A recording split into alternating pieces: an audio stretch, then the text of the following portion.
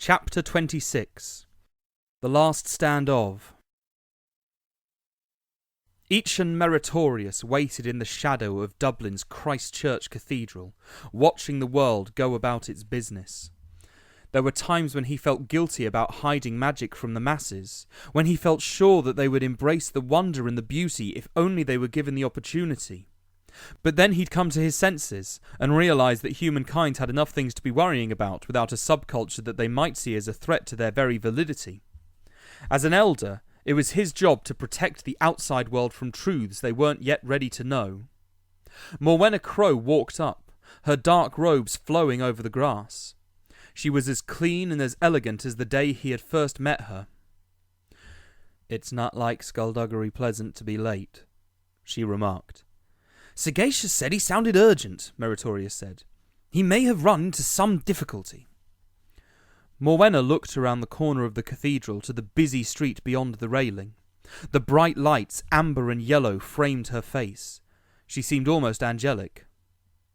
"I don't like meeting out in the open like this. We're too exposed. He should know better."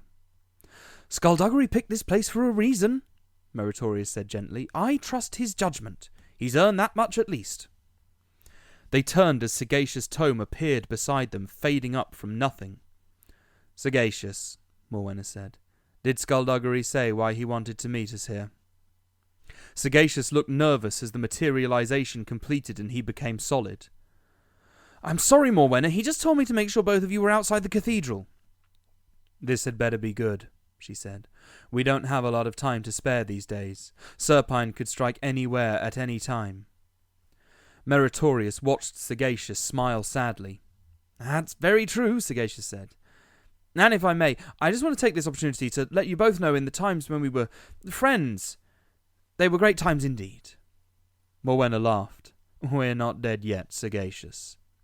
And then he looked at her and the smile turned to something else. "Actually, Morwenna, you are." The hollow men converged and Sagacious faded to nothing. Meritorious didn't even have time to register the betrayal before he saw Serpine, striding towards them, holding the scepter.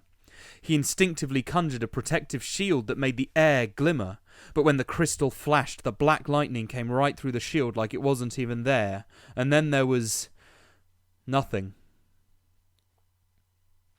The administrator charged through a crowd outside the Olympia Theatre, drawing a chorus of angry shouts and curses. He stumbled but managed to stay up, managed to keep running. He glanced behind.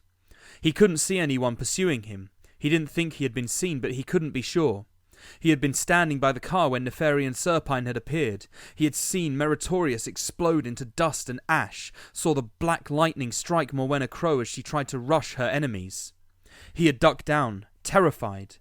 Tome betrayed them. Tome betrayed them all. The administrator had abandoned the car and started running. He had to get back to the sanctuary. He had to warn the others.